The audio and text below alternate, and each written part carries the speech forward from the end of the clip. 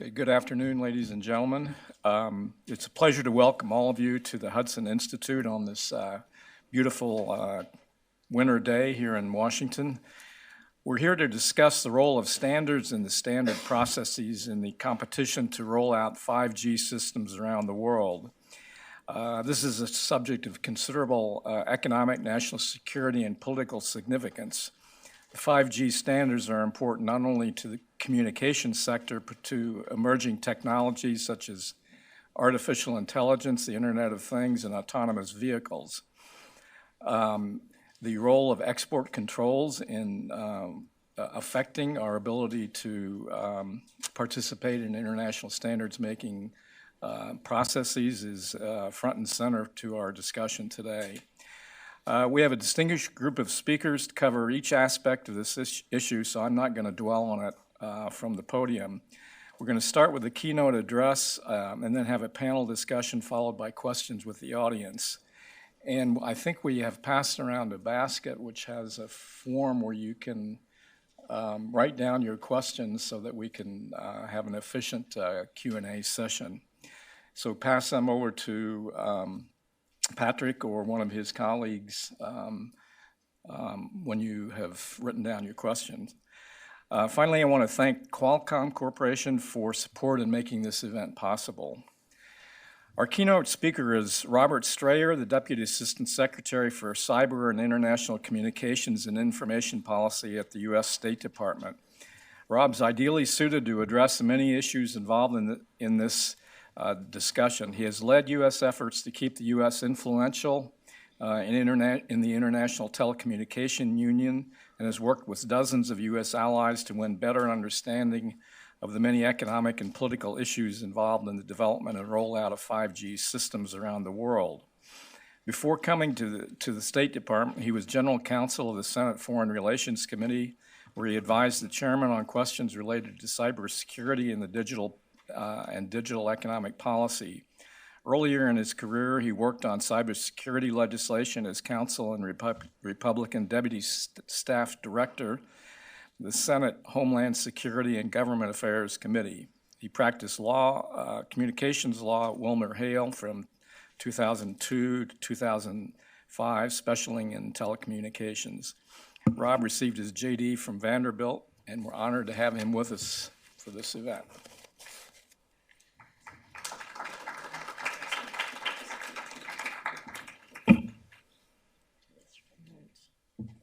Well, good afternoon, everyone. I want to thank the Hudson Institute for hosting this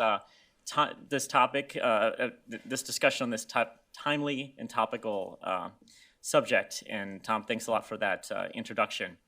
And it's particularly important we're talking about 5G and spectrum policy and standards on the heels of the recently concluded ITU World Radio Communications Conference that was held in Sharm el-Sheikh, Egypt, where the world came together to consider global harmonization of 5G spectrum. Those outcomes help illustrate a few points regarding the importance of global standards and American leadership in 5G. The WRC concluded on November 22nd. In the end, the conference identified 17.5 gigahertz of additional millimeter wave spectrum for 5G. This builds on an existing 1.9 gigahertz of spectrum that was already identified for 5G use prior to the World Radio Communications Conference. Of this new 17.7 gigahertz, almost 15 gigahertz is globally harmonized. Why is that important? Well, global harmonization of this spectrum brings the possibility for economies of scale, lowering deployment costs for providers and device costs for consumers. When operators are deploying 10 to 50 millimeter wave 5G base stations for every one of the existing macro cell sites of 4G and 3G base stations, those deployment costs will truly matter. When every country is racing to be the first to take advantage of the benefits of 5G, rapid deployment and rapid adoption are very important.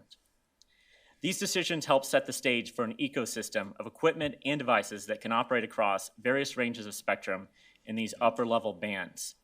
Importantly, our efforts helped ensure that the outcomes from the WRC aligned with U.S. actions already taken by the Federal Communications Commission as part of its 5G FAST plan regarding 5G auctions and licensing in these upper-level bands that will be critical for 5G.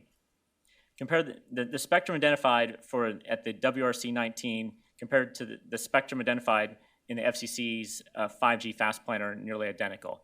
The U.S. has already auctioned or will auction spectrum in the 24 gigahertz, 37 gigahertz, 39 gigahertz, and 47 gigahertz bands. And because we are further ahead in the auction pipeline for these bands, the United States will lead in the commercial ecosystem built for millimeter wave 5G markets.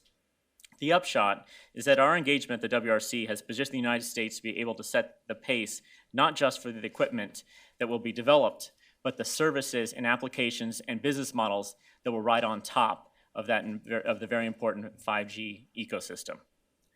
This is just one instance in the way that global standardization helps to drive the market. And this is only one way in which the United States must engage in shaping the global standards that will drive the next generation of emerging technologies. Standards indeed shape markets. Standards ensure safety, quality, reliability of products and services, as well as their interoperability. Standards help overcome barriers to trade and support the global economy. In the 5G world, standards play a key role in the development of equipment and consumer devices. They help ensure the interoperability of equipment and to allow for innovation and for competitive markets. Standards also allow for a competitive playing field across vendors and providers, as well as across countries, and that will all benefit consumers. Standards also allow industry to hold themselves accountable. The powerful forces of the free market can police substandard products or services, particularly when the standards themselves are fairly and transparently developed and readily accessible. The United States has long been a supporter of open, transparent, consensus-based standards processes. Our existing national standards strategy reflects the market-driven philosophy of the American economy. In short, our standards process is successful because the very groups that need these standards, that is the stakeholders, decide what standards are needed, when they are needed, and what will meet their requirements. Our market-driven, private sector-led approach is substantially different from approaches favored in other parts of the world, including in China. Standards development in the United States is a public-private partnership in which government participates alongside industry to drive the best technologies and solutions forward to reduce friction in trade and reduce costs to consumers. And to date, this bottom-up approach has produced a diversity of thought that leads to innovation and narrowly tailored standards relevant to the specific needs of industry. Let's pause a minute and look at what other countries' attitudes are towards standards. We are in an era of unprecedented international competition. Other nations take standards very seriously because they understand their economic impact. Like the United States, other nations view standards as a way of reducing friction in domestic trade and improving national competitiveness in the global marketplace. Other nations place high value on the ability to set standards. One recent article I read quoted a popular Chinese saying as, first-tier companies make standards, second-tier companies make technology, and third-tier companies make products. Nations recognize that standards are a critical element to technology leadership. The drive to shape international standards in China derives from its drive to become a technology powerhouse. While Chinese representatives were not at the table when the internet economy was initially shaped, the Chinese Communist Party seeks to advance its interests in 5G, AI, quantum, and facial recognition. The standardization for 5G technology is underway in a range of standards and specification organizations, including 3GPP. These organizations have very different approaches and models for standards development. This diversity of approach is not at all bad. It works well when the bodies developing these standards are open, transparent, and well-governed. For technology firms in particular, it also means the ability to take technology they have developed and license it to the global market. Influence in standards development bodies is becoming as important as influence in multilateral governmental organizations. So how should the United States government engage on international standards, particularly for 5G and other emerging technologies? The United States standards strategy offers some thoughts. On a general strategic basis, the United States standards strategy states that all stakeholders in the United States standards development process, particularly industry, standards developers, and the U.S. government, need to devote more resources and greater efforts to helping stakeholders in other countries understand the U.S. process and its many benefits. U.S. stakeholders should promote policies and procedures in international forums that engage the development of standards that are voluntary, consensus-based, market-driven, and globally relevant. government should recognize its responsibility to the broader public interest by providing financial and legislative support and by promoting the principles of our standardization system globally. Global competitiveness of U.S. industry depends critically on standardization, particularly in the sectors that are technology-driven. And that's all quoting from the United States standards strategy. But two overall thematic points occur to me when reading through that strategy. First, the standards strategy articulates quite clearly the market-driven nature of our standards process. However, in my discussions with my counterparts in industry and government, I do hear the question whether the United States must change its approach to meet the challenges coming from countries that would seek to undermine the approach that we have led for emerging and future technologies. I don't have the answer to that question today, but notionally I think the answer is no. The United States is not and will not be a directed economy. We fully endorse private sector-led standards development process, just as we fully endorse the private sector's lead in developing 5G networks across the world. However, the United States, both government and private sector stakeholders, will be foolish not to respond to the challenges presented by the competition from centrally planned economies that are planning strategically in these standards bodies. In order to respond, we must start with a solid understanding of the United States' level of participation in the standards development process. We in the U.S. government are working with private sector partners to take a close look at our engagement in standards organizations and our leadership positions, as well as where the Chinese engagement and leadership have been increasing. At this point, we have anecdotal evidence that private sector participation in some standards development activities has dropped off, while participation by non-like-minded countries has increased significantly in those organizations. The private sector and the government should partner to better understand the problem and its impacts so that we can continue to generate effective responses. The second thing that occurs to me when reading the U.S. standards strategy is that the document is focused on two macro issues in standards development. The first macro issue is our recognition that governments should not themselves set standards and dictate technical requirements. Moreover, governments should avail themselves of private sector standards when possible. The second macro issue is the recognition that some countries have used standards as a powerful tool in their toolbox to create barriers to trade or protect access to domestic markets.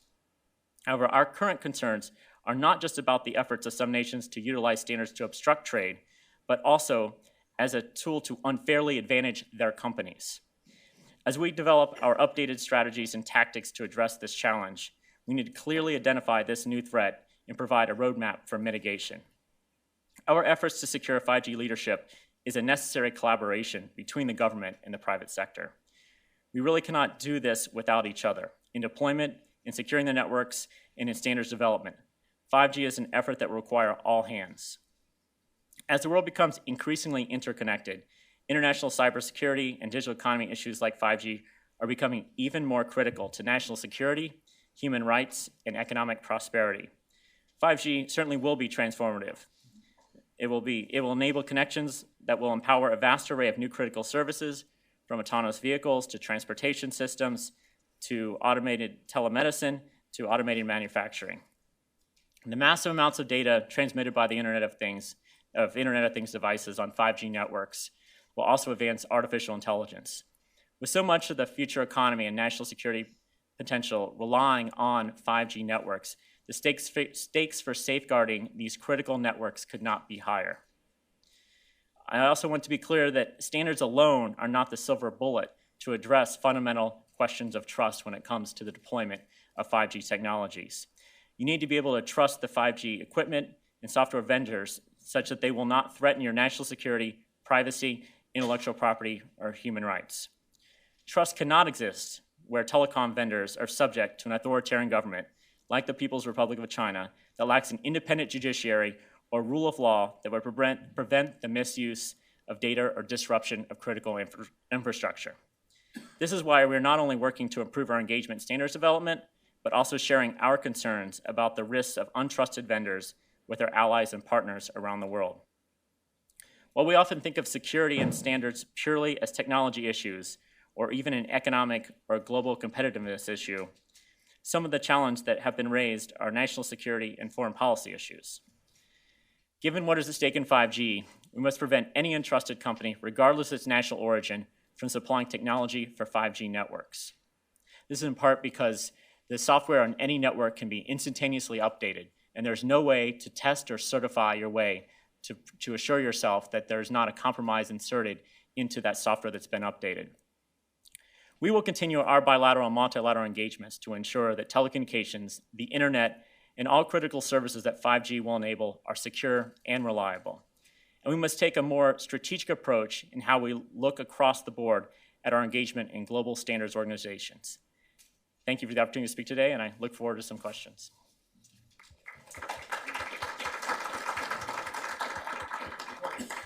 Rob, since I think that's the only microphone, Okay. Let me just start off by asking you one question. I know you've been racking up the frequent flyer miles the last year or two, going around talking to our friends, allies, and sometimes our competitors about 5G and 5G standards. I can recall back in as long ago as the 90s when different standards were competing for dominance in telecommunication. There was a GSM standard. The Chinese tried to come up with something called TD-CDMA, if I remember properly. But fortunately, the best technologies won out in the long run. But we saw assertions of national interest, if you will, in those battles as well. So how would you characterize the willingness of our friends and allies to work with the United States on assuring sort of a private sector-led process, and help, how much do they share our concerns with certain of our competitors? Yeah, so standards in 5G can address some of the security issues in place in our partners around the world, and it's really been a global system that has formed up the standards for 5G that includes some security aspects to it. Those include authentication and configuration of the networks. But as I mentioned before, the fundamental concern is that when software can be instantaneously updated, and software forms a more and more important feature of 5G networks that improve the sort of performance, because we'll see network slicing, we'll see greater virtualization of functions of networks. Software is something that fundamentally can be manipulated from the inside by those producing the hardware in the form of the firmware they put on that hardware and the operating systems. So we're communicating with the European Union and other partners around the world about the importance to having not just technical cyber standards in place, but having factors of trust that include looking at the legal regime where the supplier is headquartered. And as I mentioned, in the case of China, there's an authoritarian government there that does not have the rule of law or an independent judiciary to stand between the company and the dictates of the Chinese Communist Party. We think there's other indicia of trust that are country agnostic and can be applied around the world, and those include looking at the company's past acts of respect for the rule of law. Do they have a history of corruption? Do they have a history of intellectual property theft? In the case of a company like Huawei, there's a long history of problems in both those areas. So I think it's important to look at, is the company truly independently financed? In the case of Huawei, we understand that there's the Chinese Development Bank, Chinese Export-Import Bank, providing massive subsidies for their financing. And lastly, one needs to understand the ownership structure of one of these companies. Is it transparently owned? Who at the end of the day is really pulling the strings? Is it the Chinese Communist Party? Is it some other political entity? Or is it really the owners that are owning shares, say, in a public traded format of a public traded company? So I'm very optimistic about recent developments in the European Union, including by the European Union Council on December 3rd, saying that they needed to look at the legal and policy framework of where companies were headquartered before, and ensuring that that kind of trust was ensured in addition to non-technical, or in addition to the technical measures. Okay, Rob has to leave in about 7 or 8 minutes. We have time for a couple of questions.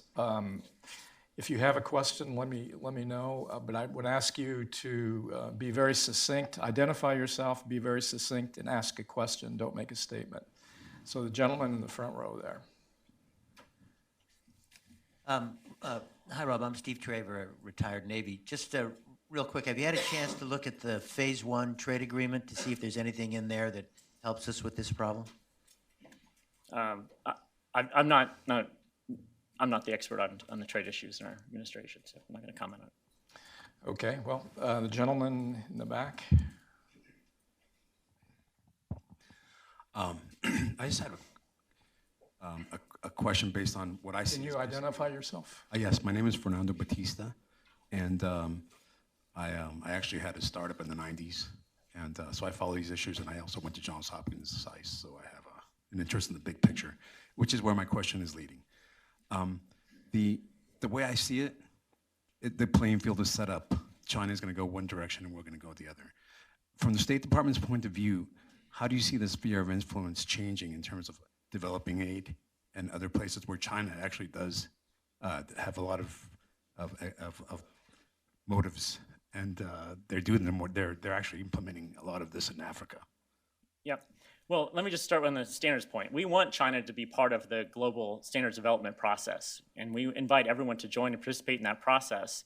It's important, though, that when countries join, that they're not trying to put a thumb on the scale to favor certain technologies that can lock us into technologies that won't be as productive in the future. So, our real goal is to see the best of standards development bodies. We also want to see the best when it comes to the uses of technology. We think that our democratic values are fundamental to informing how technology should be used, especially when it comes to facial recognition and artificial intelligence. Unfortunately, we've seen cases like in the Xinjiang province of China, where Huawei has worked with the local province on their security measures that include using facial recognition to identify Uyghurs and then to imprison them in these internment camps. So that is a future for the use of technology that I think should cause the entire world concern.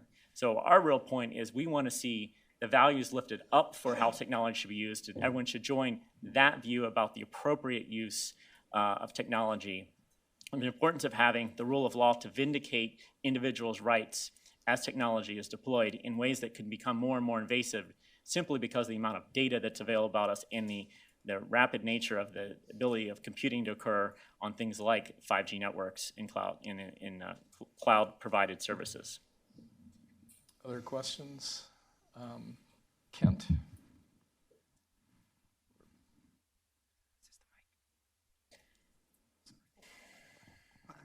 Kent Hughes from the Woodrow Wilson Center. I wondered how in the world did we fall so far behind in 5G, and what role can the federal government play in helping to close that gap? It's an interesting question. I say interesting because in some ways I don't think we are behind.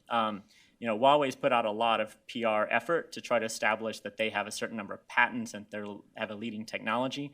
They have a technology that's competitive to others, but Nokia, Ericsson, and Samsung are providing an equally equivalent level of technology at a comparable price point at this point. So we think that they are providing, if you look at what's inside those, and I think you'll hear some in the next panel, it's key American semiconductors are providing the technology that's world leading in this area. So we're not behind, but it would help if we had, I think, greater public-private partnerships to work on standards issues, and we can think about ways we could partner with the private sector more on developing areas where there might be emerging technologies where we see gaps in the future that we want to fill. I think we have time for one more question. The woman in blue here in the front. Thank you for taking my question. Chinese. Could you identify yourself? Thank you. This is Julia from Radio Network, Sound of Hope Radio Network. Chinese Communist regime have been propaganda that they would be leading in 5G area. However, the expert said the virtualization technology of wireless radio resources of the whole world is still in its infancy. There are still many major challenges to be overcome, such as wireless spectrum resources require more efficient management and collaboration among countries. So could you elaborate the American superiority in 5G area? Thank you. So I just would point back to the initial remarks I made about the World Radio Communications Conference and identifying additional spectrum that will be available for millimeter wave. Millimeter wave will provide the fastest level of throughput and sort of the most effective use in when we see automating manufacturing or use of robotics. It will need millimeter wave technology. I also think it's important to recognize that we're going to see leadership from U.S. Microchip producers. We're also going to see more development of software-defined networks and virtualization of existing technology. 5G is not a static product. It's going to evolve over time. And American companies are already leading in the development of further virtualization of what they call the radio access network. Many parts of the core of telecom networks have already been virtualized. That is made like a cloud. That'll happen more at the edge, and there's American companies leading in providing that additional performance and functionality. Perhaps we have some real industry experts for our panel. Please join me, and perhaps we can further explore these questions during our panel discussion. But thank you very much, and I would please join me in thanking Rob for his. And I would invite our panelists to come up and take their seats.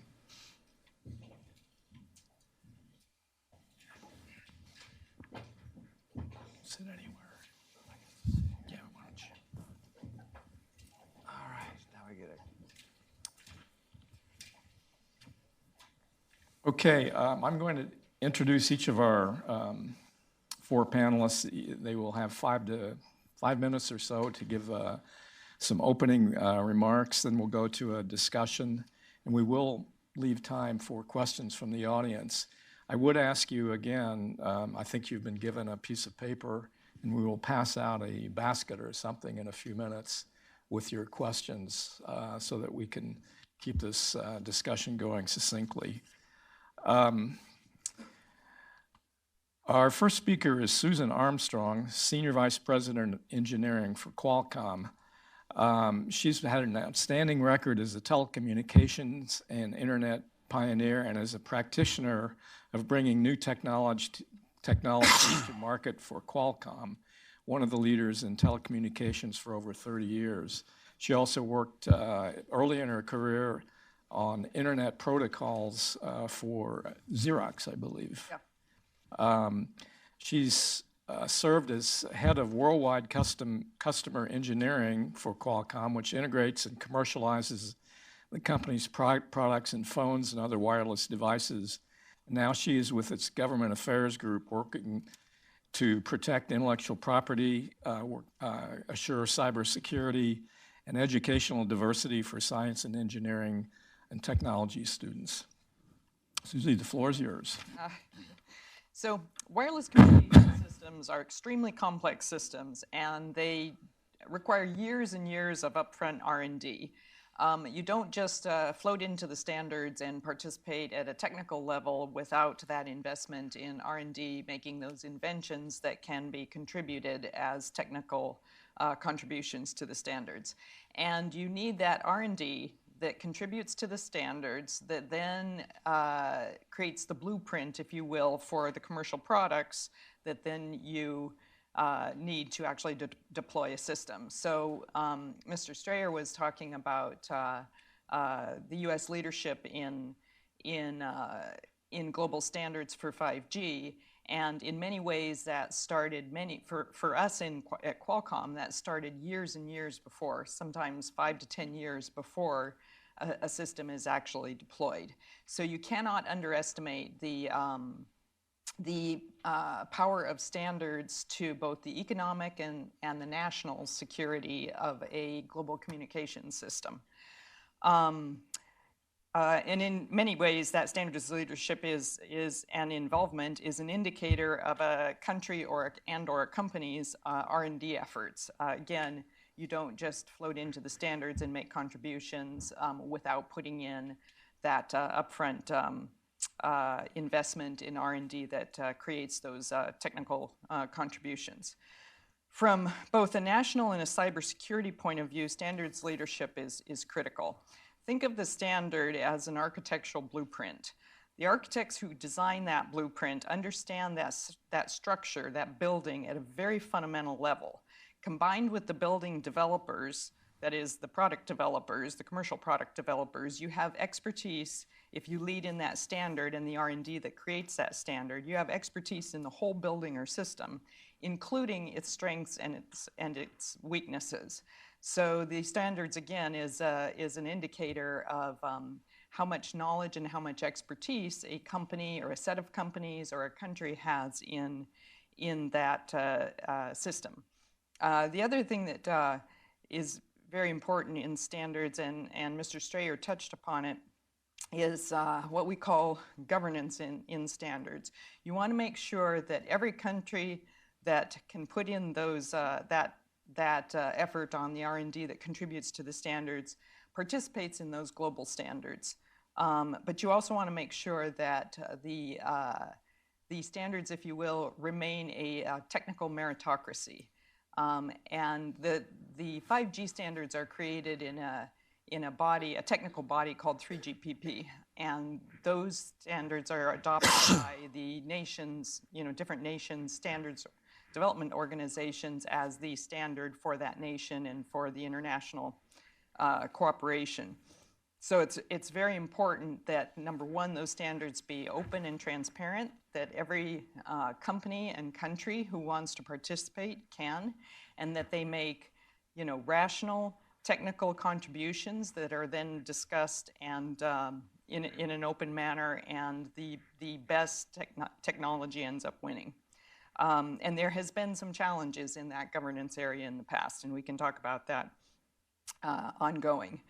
Another policy challenge that we feel that has been happening recently is the chilling effect of having standards, the chilling effect on US companies working in standards like 3GPP, where there is a company like Huawei on the entity list. The unintended consequence of that is something that that most people don't completely understand, and that is if companies, the way a standard is actually developed is companies do that upfront R&D, they bring in a technical contribution, and then all of the participating companies and countries discuss those technical contributions, decide which one is the best, and then bring it to the floor, usually for consensus rather than just a vote. And if US companies are chilled from interacting with Huawei, for example, in the standards setting, that can cause, for fear of running afoul of export compliance rules, that can cause a chilling effect on standards, and we're actually on US participation in standards, and we're actually seeing that in some cases, because nobody wants to run afoul of export control rules. So we are looking, this is a very specific policy ask, but we are hoping, number one, to get clarification from the Department of Commerce on what kinds of technical conversations we can have and what kinds of conversations we can't have, and hopefully in the long term a standards carve out so that any global company, any US company can participate regardless of who is in the room in these technical standards discussions.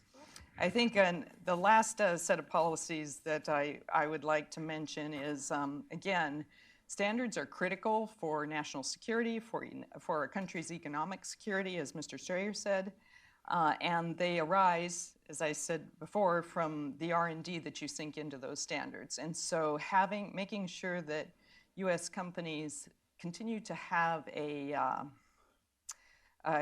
access to global markets, including China, is very, very important.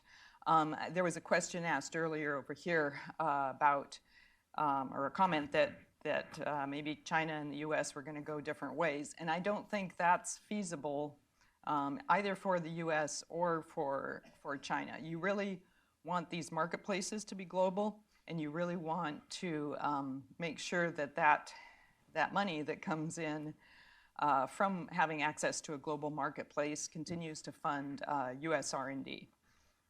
And so in closing, I'd just like to say that, again, it's critical that US companies participate fully in standards.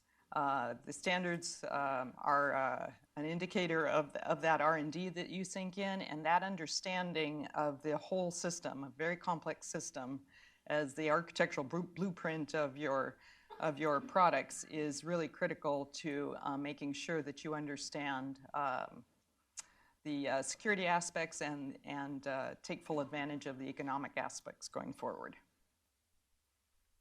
Okay, thank you, Susie. Our next speaker, I'm pleased to welcome John Neufer, the President and CEO of the Semiconductor Industry Association, where he leads the industry's efforts to shape a public policy agenda supportive of an industry which has over 45% global market share in some of the most sophisticated products in computers, storage devices, and telecommunications equipment.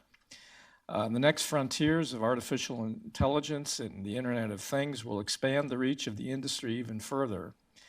John's career has included service at the U.S. Trade Representative with a specialty in Asia-Pacific markets and at the Information Technology Industry Council. Prior to coming to SIA, he also has long experience in Japan, so he's an expert on the policies, high technology policies in the East Asian markets.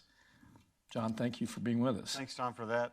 It's a pleasure to be here this afternoon. It's a pleasure to see some old faces out there. I see Gil hiding out back there and Stephanie over here.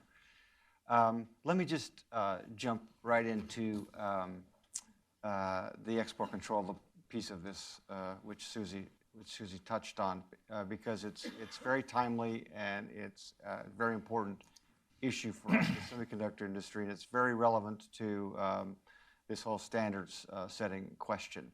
So 5G, the future of 5G, the Gs, 6G, 7G, wherever it all goes, it all rests on semiconductor innovation. And we heard that from Ambassador Strayer here. He alluded to that. It's all resting on the foundation of semiconductor innovation. But our innovation is very much, our ability to innovate in this industry is very much tied to a robust and global standards setting operation. And if that's not in place, we can't innovate to the degree that we are today. There's a couple of pieces to this. The threat of export control is not export control themselves, it's overly broad export controls. And very concretely for us, sometimes overly broad export controls can lead to displacement of market shares to competitors in other countries because there's foreign availability of chips. When, for example, there's controls on Huawei, then other countries, makers in other countries can sell their chips to Huawei, and Huawei gets what they want, and we just lose our market share. That's one example. But another example is what Susie was suggesting is overly broad export controls can make it very hard for collaboration, cooperation in the global standard-setting bodies. The way it works is technical folks from our companies go to these standard-setting bodies, and with these export controls in place, sometimes they have to have a lawyer sitting next to them to tell them what they can engage and what they can't engage on. Things that are public, basically there can be engagement, but what's public is actually a question. So it raises lots of questions, and it makes it gums up the gears of standard setting in the global bodies. So we're advocating a more narrowly focused approach to this, and actually very specifically, the folks over at the Commerce Department in BIS, we would like an advisory opinion to give us some guidance on how to actually function in these global standard setting bodies so that we can more effectively work to build out these global standards which underpin our ability to compete and lead in 5G. One other point I'd like to make is that, Susie mentioned this too, is that R&D is the backbone of the semiconductor industry. Roughly $1.05 in sales goes back into R&D. Roughly 20% of our sales goes into funding R&D. That's right up there with the pharmaceutical industry. We're among the top R&D intensive industries in the world. Now, how do we get that money to pay for the R&D? Roughly $40 billion a year. Well, there's a big world out there. 80% of our consumers are overseas, and it's all about scale. If we don't have scale, we don't have money to pay for R&D. And one of the things that creates all that scale is that we have a global industry and we have global standards to drive that global industry. And if we end up driving in a direction where there's balkanized standards, then we don't necessarily have the scale we need to dump back into the R&D to keep us innovative and to drive 5G development and beyond. So it's all connected, and it all has to work correctly. And if export controls are put in place in an overly narrow way, things get gummed up. The kind of the high-level perspective I want to leave you with these introductory remarks is that, you know, it's up to the U.S. government to determine what are national security concerns, and we'll of course support U.S. government efforts in that regard. But as the U.S. government is making decisions about its national security priorities, what we're asking the U.S. government to do is just make sure contemplating what those decisions mean for the semiconductor industry, because our vitality, our ability to lead and compete around the world itself is a national security concern for the U.S. government. Thank you. Okay, thank you, John. Our third speaker is Jeremy Waterman, the president of the China Center at the U.S. Chamber of Commerce. Jeremy is also a graduate of the U.S. Trade Representative Office, where he worked in a whole variety of important trade issues. He also has worked at the U.S.-China Business Council for 5 years. He directs the Chamber's policy initiatives in China, Hong Kong, Taiwan, and Mongolia, and also steers the Chamber's policy work in the Asia-Pacific region. He's a graduate of the Johns Hopkins Fletcher School. Oh my God, close enough. I knew I should have written that down. The Fletcher School of Law and Diplomacy. Jeremy. All right, great. Thank you very much. A lot has already been said, and I don't want to. I want to avoid repetition, and I'll do my best to do that. Although I probably will, I think, touch on some of the same points, excellent points that John just made, and also Susie. You know, the chamber and our members, we come at this from the perspective of obviously wanting to continue to grow the U.S.-China economic and commercial relationship in a mutually beneficial way. I think there's a recognition that up to this point, it's not been as mutually beneficial as it could be. And so obviously we're very pleased about the announcement of a phase one deal. There's some things we don't know. We're looking forward to learning more details, but that's the general frame with which we approach these issues. I would also say that we're here today in all candor because there is a challenge.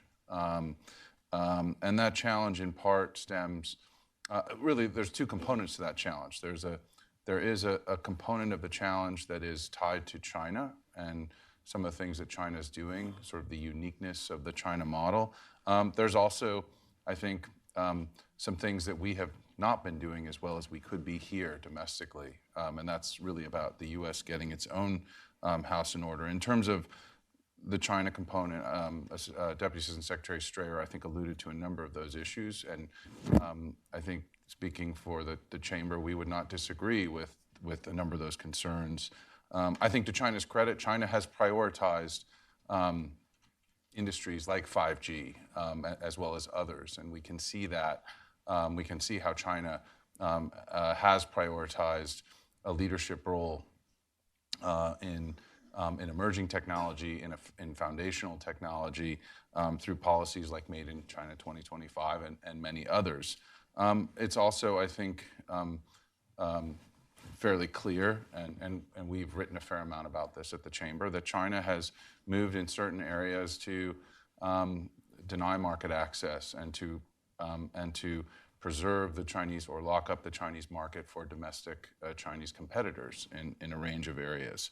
And now, increasingly, China is pairing that approach, which involves a range of regulatory tools with an assertive outbound strategy that includes the Belt and Road Initiative, building new institutions, including in the standards area, and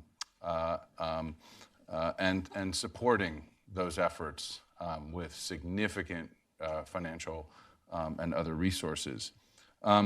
So that is the challenge, and obviously 5G is a big part of that, but in some sense almost a microcosm of the challenge. And I think there are questions about how the U.S. government and how the private sector are responding and are going to respond over the coming years to that challenge. And so, just a few brief thoughts before concluding my opening remarks about what is that response and how does that response need to evolve. The first point, and I think previous presenters have already alluded to the importance of the U.S. continuing to support open, voluntary, and consensus-based approaches to standard setting. In essence, to continue to support that market-based approach to standard setting and ensuring that there is good governance as embodied in those principles with regard to global standard setting. The second point I'd make is that it's critical, and I think this has been touched on as well, that U.S. IPR policies continue to promote innovation and to continue to promote what our innovators do best. And that includes ensuring that there is a whole of government consensus around these issues. We can't have different agencies with different positions on these critical issues. We can't have Patent and Trademark Office saying one thing and our Department of Justice and Federal Trade Commission, and sometimes even the Department of Justice and the Federal Trade Commission don't agree, saying different things. So we need to have an approach that continues to promote the great work of our innovators. Third thing the U.S. government, I think, needs to do is obviously continue to work with allies. And there, I think, we have not done as much as we can do and as much as we need to do going forward. And standard setting is part of that. Coordination on critical issues of investment screening, of export controls, and so forth.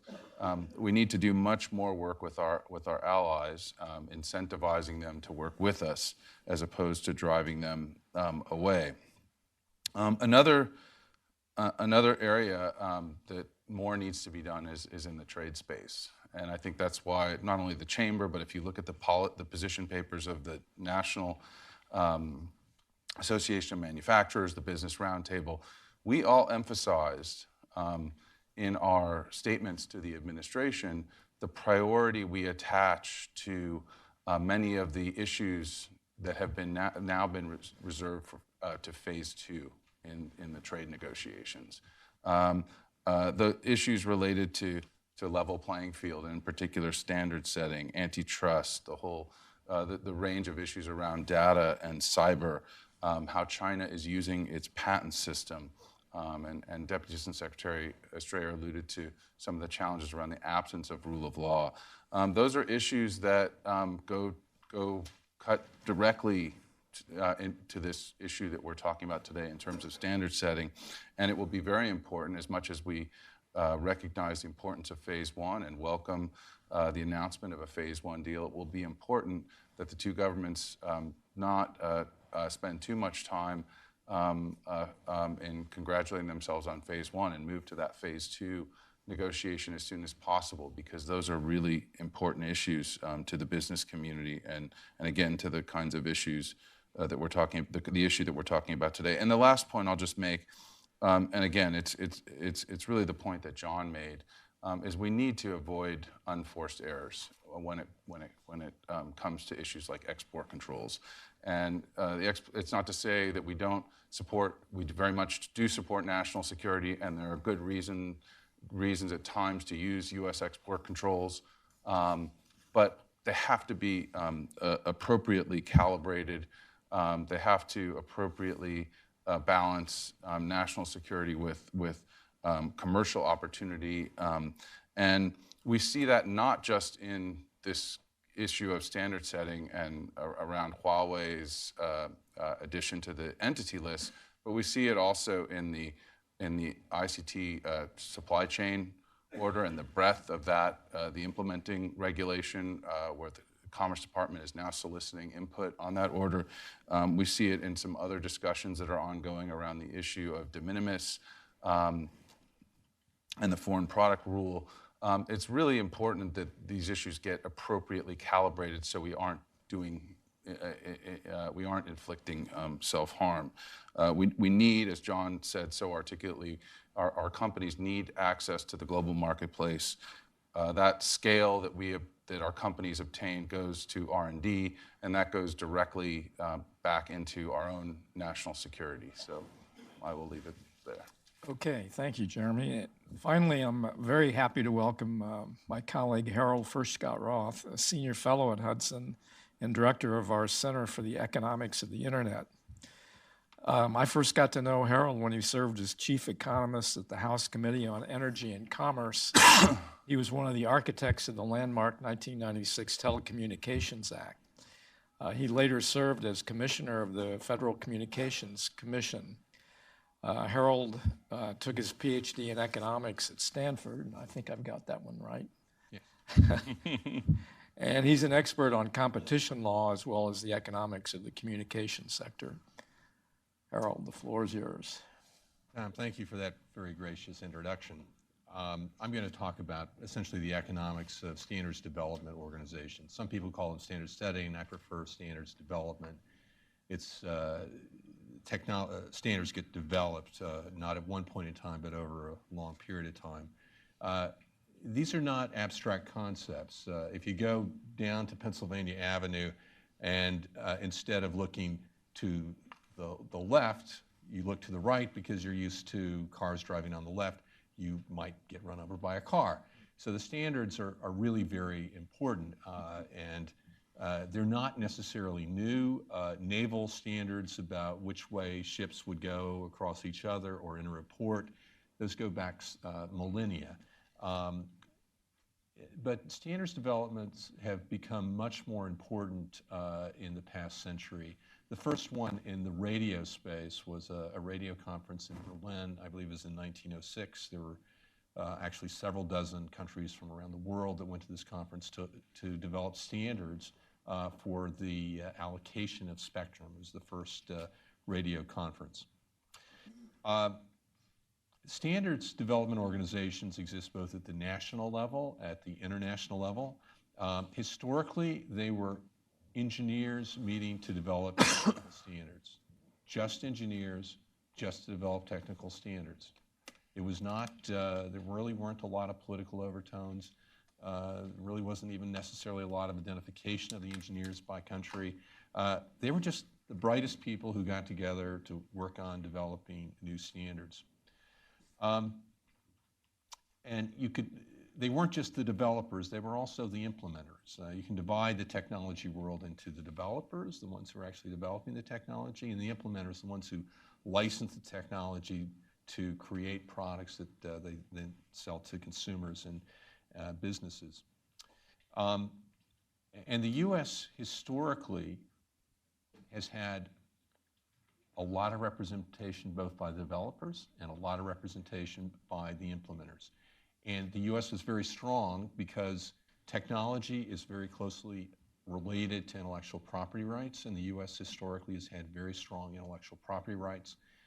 Brightest engineers from around the world over the past few decades, where do they want to come? They want to come to the United States. They want to come to Silicon Valley because that's where you can make your mark. That's where you can do great things. As Rob was describing the importance in the United States of letting the free market rule, that has been the way things have been, and it's worked very well for the United States. We now have a different view of the use of these standards development organizations, which is perhaps they can also have a political dimension. Perhaps they can also have government influence on it. And it's really a struggle. It's a struggle between, does the free market work or does centralized planning work? And that is the big decision that has to be made. The U.S. has been very much wedded to the free market. We don't really have a national strategic economic policy. That's not how the federal government works. We wouldn't be very good at it if we did, I can assure you of that. But we're confronted with, does central planning work? And the concept that central planning can work for technology has never been proven. And so this is a great intellectual struggle, if you will, between do free markets work for technology or does central planning work for technology? Part of the answer also depends on intellectual property. And standard setting organizations have been very important for two key concepts.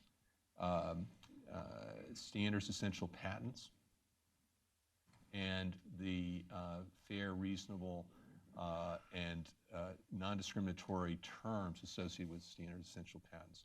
Do those patents, which often come out of these standards bodies, they're essentially like blanket compulsory licenses, which is not necessarily a good thing. It's really not a good thing at all. If you're a developer, you don't want to be under a compelled license.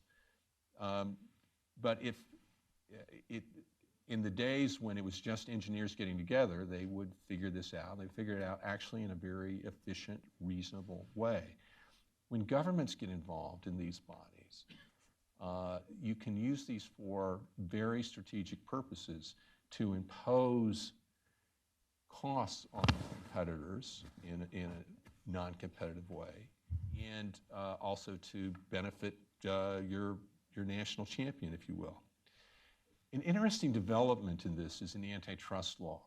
For the past 10 years, roughly, antitrust authorities around the world have looked at standard essential patents and the FRAND, the fair, reasonable, and non-discriminatory terms, and would use antitrust law to enforce the FRAND terms. There's been a little bit of a sea change in the past couple of years. Assistant Attorney General Macon Delrahim, who actually was speaking just right here yesterday, has taken a different view, which is kind of called the new Madisonian approach, which is to say, no, the real antitrust problem may be going on at these standards development organizations, and we're going to look at those to see if they're being used in some non-competitive way, which could be interpreted as well as to mean by governments. So this new antitrust look at the standards development organization, I think it reflects two things. One is there's incredible economic value that's going on in these standards development organizations, that they are attracting the attention of government officials. And second, that they can be used in non-competitive ways. And it's very important to get back to a world in which they're not used in non-competitive ways. Let me just close by saying that to some extent the intellectual exercise, if you will, is does central planning work for technology, or are free markets the best solution for technology? And to some extent, the US government has just been completely laissez-faire about this for forever.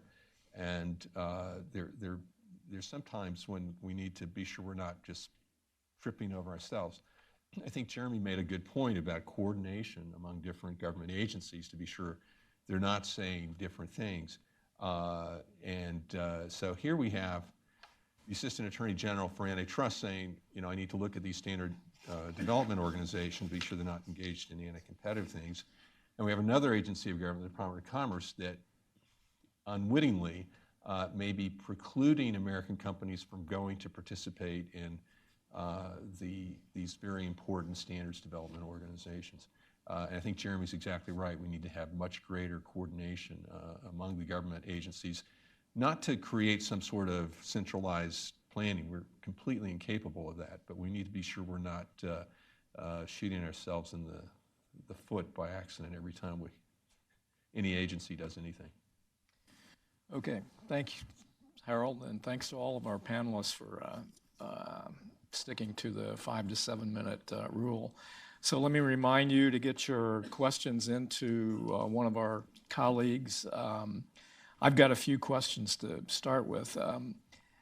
Susie, one of the questions for Rob Strayer was, sort of alluded to a popular trope that the U.S. is falling behind China in 5G. What is the reality out there? I've seen numbers that at the 3GG standards making exercises in the last couple of years that China, Huawei has offered up around 40% of the proposals for new standards. But there have been questions about the quality of those proposals. What is the reality, in your view, of where U.S. firms like Qualcomm and like many of the semiconductor firms and radio network firms, are we behind, or are we still setting the pace? How much time do you have? Well, 2 minutes. Okay, 2 minutes.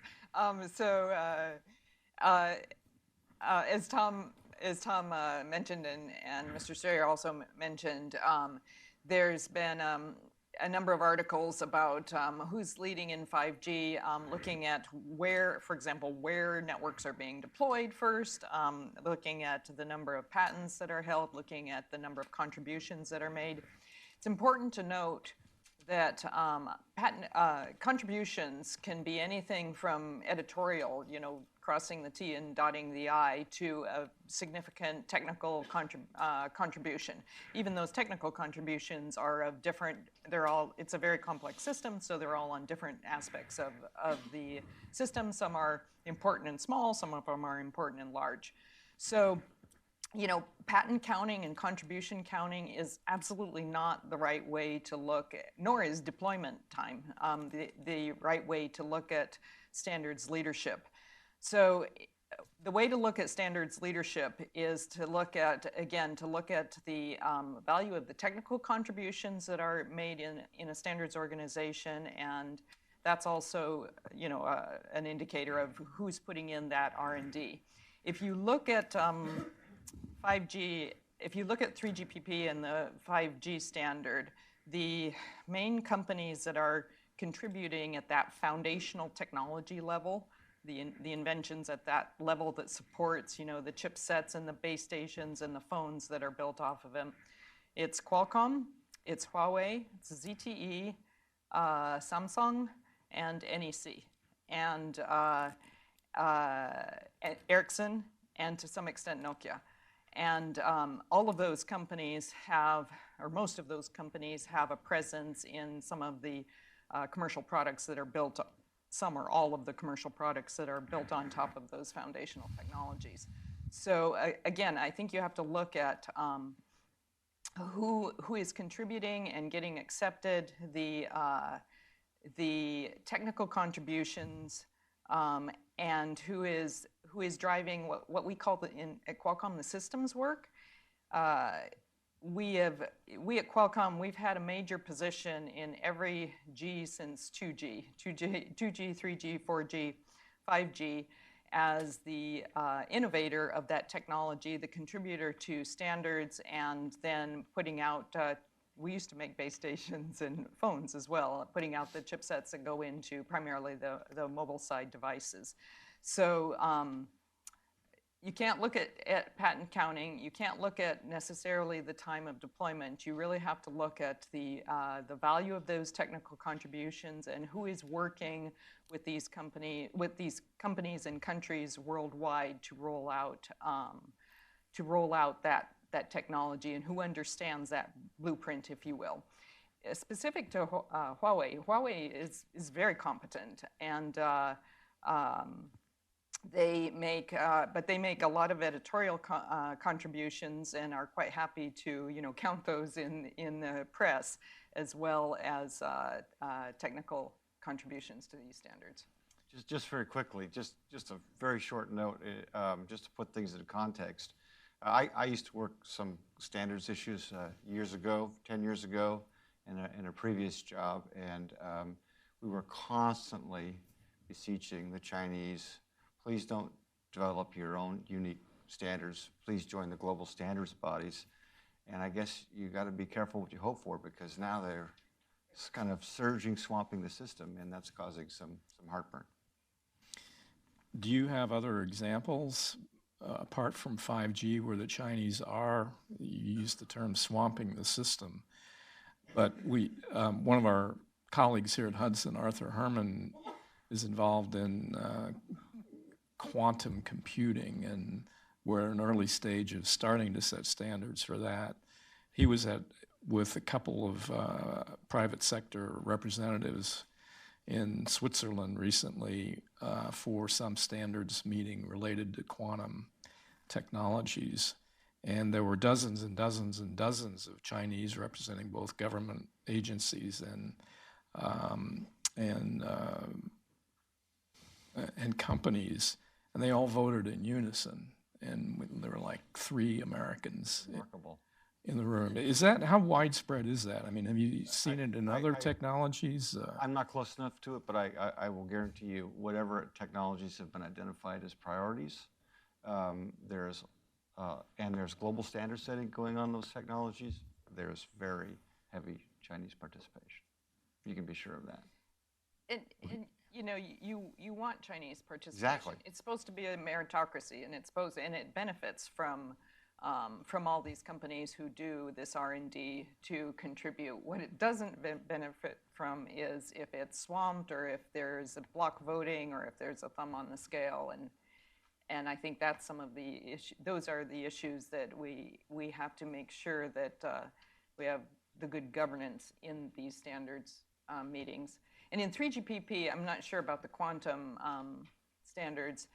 3GPP, which does the 5G standards, technical standards, those eventually will come to a vote if you can't reach consensus. But in the standard setting process for a lot of these standards, it's a consensus building issue, which is one reason that this issue with the unintended consequences of having the technical discussions with entity-listed company in the room is top of mind for companies like Qualcomm, because that's affecting us right now increasingly in terms of chilling U.S. companies from participating in these standards. And if U.S. companies don't participate in these standards anymore, or even scale back their contributions, then you know, countries who are not, and companies who are not subject to U.S. Export control are well poised, like Huawei, to take the lead. Yeah, and I think one of the points that I was trying to make is that the Huawei is you know, indisputably a big player in 5G, and it's just absolutely important to have Huawei active in the global standard setting bodies and active in a way that we can have meaningful interaction with this major player. And that's where overly broad export control can limit that, and that's why we're asking the government for a clarification, an advisory opinion on that, to help us sort through how to interact and still stay within the confines of the law.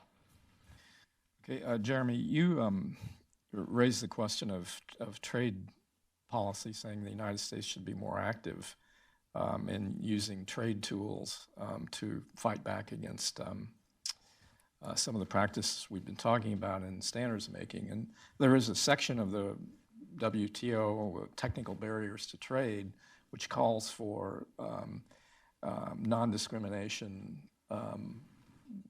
treatment of foreign firms the same as domestic firms. The Chinese are trying to stand up a new standards organization, Asian Standards Development Organization, or something like that. I don't know where that's at, but my question is has the U.S. brought any cases in the WTO? And if they have, do we have any help from our allies in pursuing those cases? Is the WTO an effective path for adjudicating some of these issues? Yeah, so yeah, just to clarify, my comments were specifically about this, you know, the importance of addressing additional issues in the context of the bilateral negotiations. We have the phase 1 deal now, which we're getting more details on, and then moving on to phase 2, which has more of these kinds of issues that we're talking about, the standard setting issues, how antitrust policy is used, how other types of regulatory tools are used that can undermine a level playing field. In terms of the WTO, and actually John is probably better equipped, he may be better equipped to speak to the issue of TBT, having been more active in this space when he was at USTR. But I'm not aware. I don't know that there have been TBT cases in the I don't know that there have been. I know certainly that industry has been very active over many years in pressing the Chinese to notify new standards to the TBT and to provide notice requisite notice and comment periods to again it has been a challenge.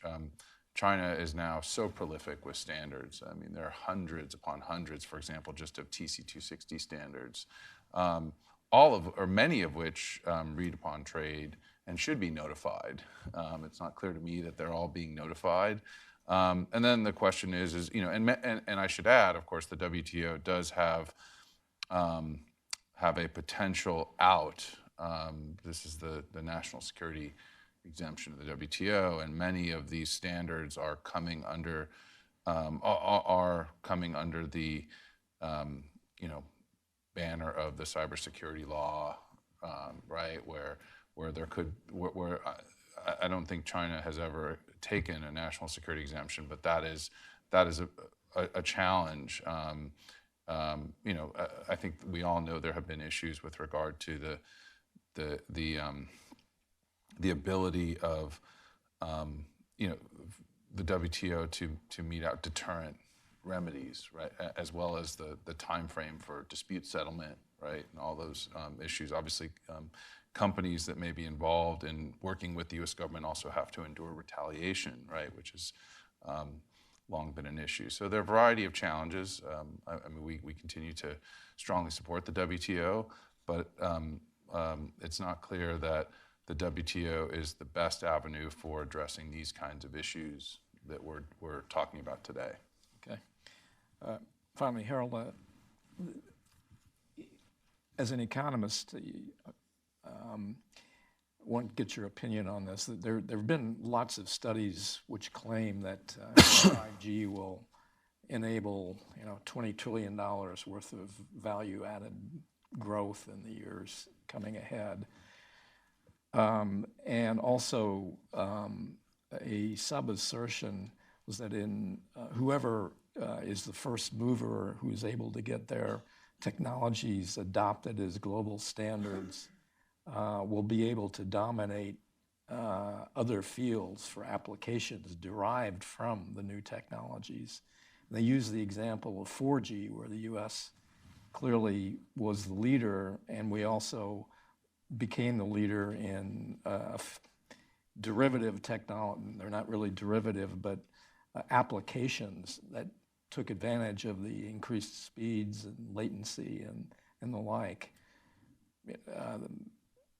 The FANGs, for instance, Uber, Lyft, others. Is that an accurate way to think about this?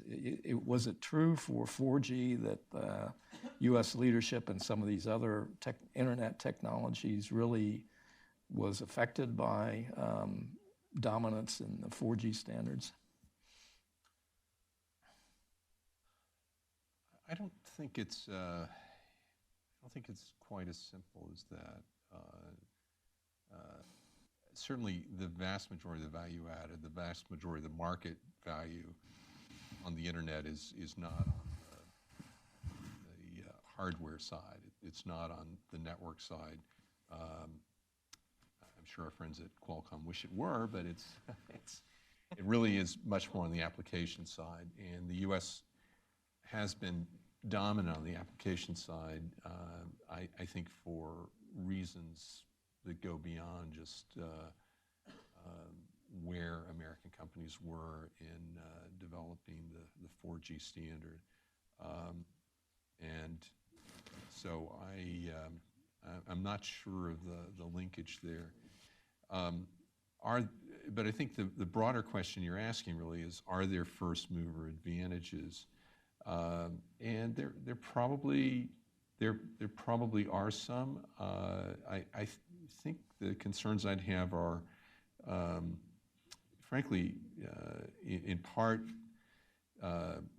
once you have a certain technology base in a company or in a country, that is not necessarily very mobile in a lot of ways. And right now we're seeing, for example, a lot of the manufacturing capacity of the world is in China, and if not in China, then certainly in East Asia.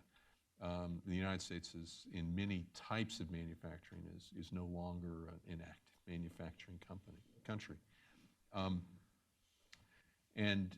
your point is it's hard to regain that once it's lost? It's hard to regain it, and there may be national security implications that go along with that. Okay, well, let's get some questions from the audience. Touch on national security, and it's a tough issue. How do you draw the line between national security or other concerns and the need for participation in standards organizations? What kind of standards are acceptable?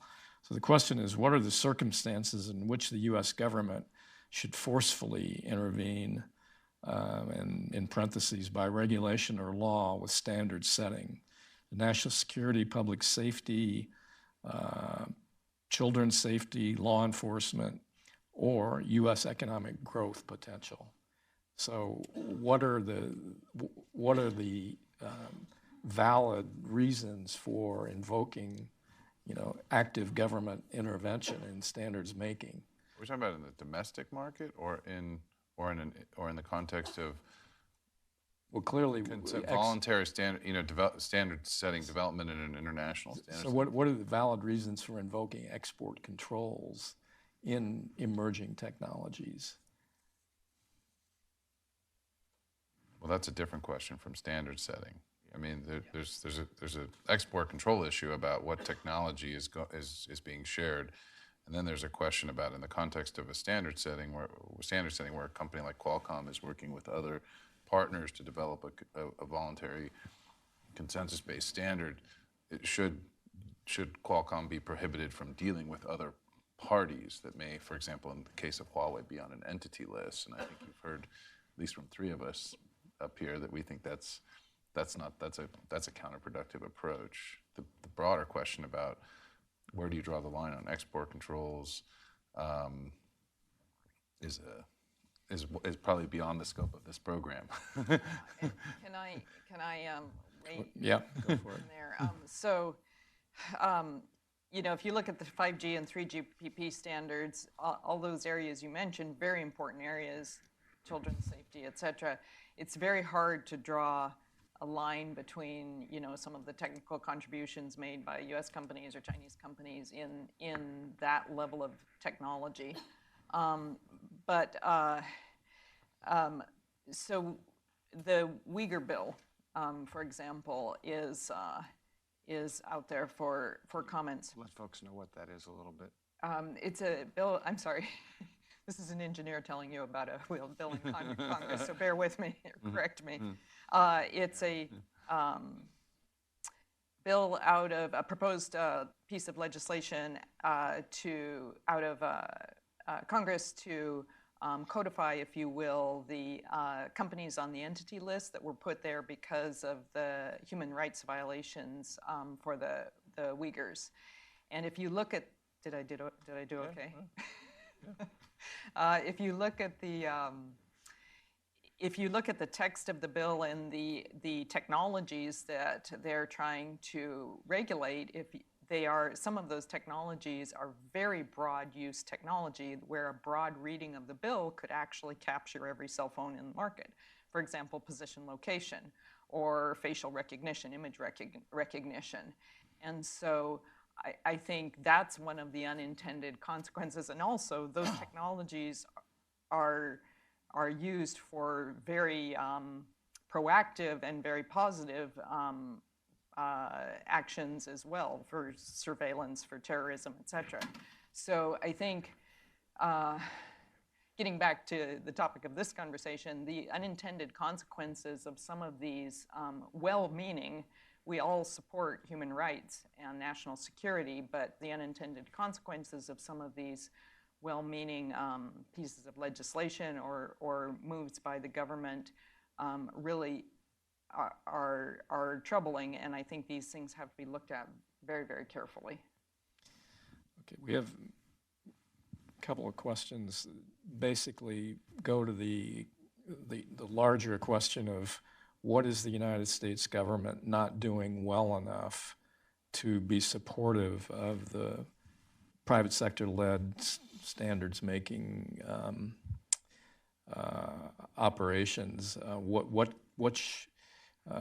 I think Rob Strayer even touched on this. There is apparently a strategy in place, but is it widely shared throughout the government? Harold mentioned differences between agencies on some of the sub-questions. Anyone who would want to comment, Let me sort just of go general. to a very foundational response. Okay. Because when you get into the detailed standards world, I'm beyond my scope. But as Susie was suggesting, to have strong standards development, you have to have strong R&D to plow into that. And I don't know if you noticed, but the U.S. government, its basic science R&D has been going like this, as some of our competitors have been going like this around the world. And in the semiconductor sector, that's quite true as well. Like I said, we contribute about 20% of our sales back into R&D, about $40 billion a year. The U.S. government R&D in our general sector, basic pre-competitive R&D, is about $1.5 billion a year. So the scale is completely different. And we're not asking for handouts, but the U.S. government has a key role in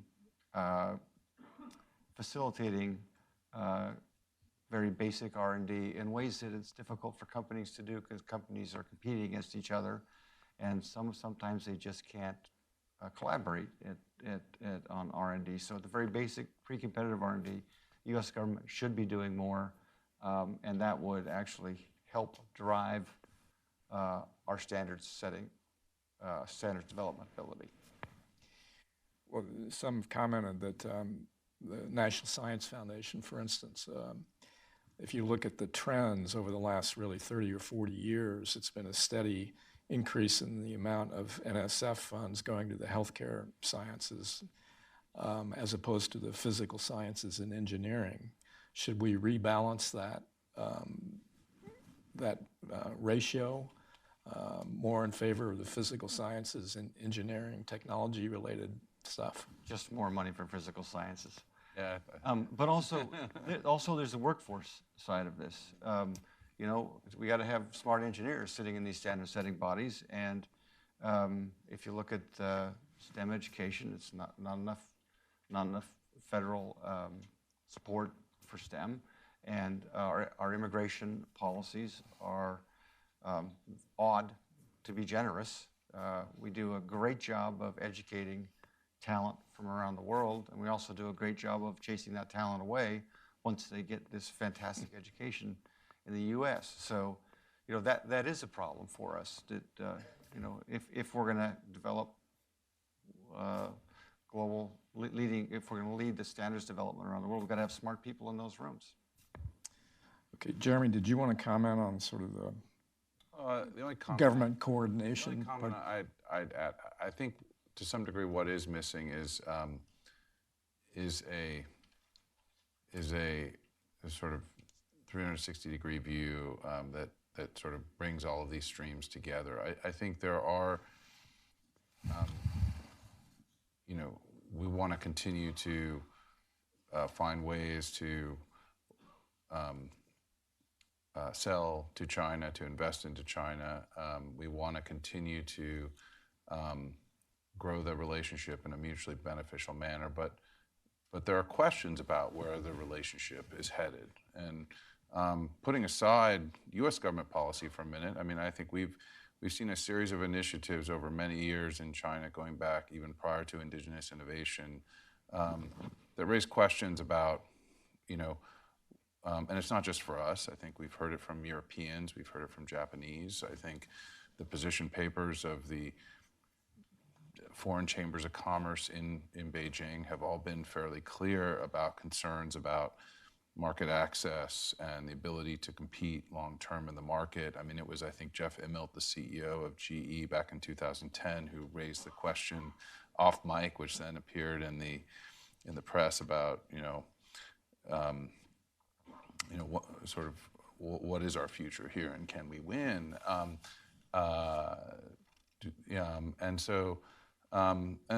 And so I think as based on where that dynamic is headed and the lack of, R&D, basic R&D that John was just alluding to, and perhaps inadequate focus on STEM education and some of these other things, we're not, how do our companies maintain scale and competitiveness in the world that is, in a world that's changing? And the threads have not been connected, and we are perhaps not having the sober conversation that we need to have that will lead us perhaps to the kinds of concrete policy recommendations that can help us, I think, achieve what we want to achieve. Okay, we're close to the time we promised everyone that we would adjourn, but I want to ask the panelists if there's any point they would like to make very briefly that hasn't come up before prior to this in terms of the questions or the other comments. Any last minute comments you would like the audience to hear? So I just think, having been in the technology business for more years than I want to admit, I just see an alarming trend, and I'm very supportive of the government and national security and these policies, but I see an alarming trend of the U.S. government looking at blocking Huawei or blocking China or blocking or export control to block certain technologies from going. And I think, as Jeremy and a number of people alluded to or talked about, we U.S. companies really need policies to help us continue to run and innovate faster. That's how we have stayed ahead in the past. It's not a foregone conclusion that we can win that way, but it's a level playing field then. Chinese companies are very competent. There's very competent technology companies around the world, but if you have policies that give us access to global markets and don't do some of these blocking maneuvers, then U.S. companies have a chance to continue that sort of innovation that the U.S. is really known for. And I think somebody out here mentioned earlier virtual networks. These are the kinds of policies or technologies, if you will, that the U.S. government could get behind and kind of stimulate that market to grow a whole new, U.S. or Western-based infrastructure market. John? So totally agree. We absolutely need to put a focus on defensive efforts to protect our interests. But our success, I'll tell you, in the semiconductor industry is absolutely defined by the affirmative agenda, our ability to pedal faster. The other thing that we didn't talk about much here, but it was kind of an undertow of the discussion, was this concept of decoupling and decoupling, balkanization of standards, separation of our economy from the Chinese economy. I just think that's, representing the semiconductor industry, absolutely unsustainable. It's silly from my perspective. If we're really talking about that, we're talking about diminished national economies. We're talking about diminished lifestyles. Is that really a direction we want to go? I don't think it's a foregone conclusion that's the direction we're going to go, but I know that in both capitals, in Beijing and Washington, there are some that believe that's going to happen and that should happen. And we absolutely think that's not the case. Harold, anything from? 2 points. First of all, on the government coordination, I think there's a lot that just can be done without congressional action in the White House and the Executive Office of the President to better coordinate, for example, the export control issue. I really think this is something that doesn't need congressional action, but could be handled just by the administration itself. John, I wish I were as sanguine about you as you about the future of the internet, but I see balkanization, not on the equipment side, not on the network side, but on the operational internet side. It's already there, I'm afraid. Jeremy, last word? I very much agree with John. The only thing I would add to, I think, what John said about decoupling is typically when you talk about a major policy change, dramatic change, a rupture in this case, when you talk about decoupling, there's some analysis that goes along with that. So there's an accurate understanding among policymakers, among the public, of what the real costs are. What are the costs of decoupling? For both the United States and China, we at the Chamber have attempted we've undertaken some of this research as going back to 2016. Actually, we have a study that looked at China, and then we had another study earlier this year that looked at the cost of tariffs, and then we're going to be undertaking. We are in the process of actually conducting additional research, but it is striking, I think, that there is all of this talk of decoupling in the absence of any real analytical work about what it means, what it will cost, what it means for consumers, for workers, for the economy, for business. For our ability to do R&D, yeah, all of that. Yeah, everything across the board. So we're just kind of, decoupling. Wow, that sounds good.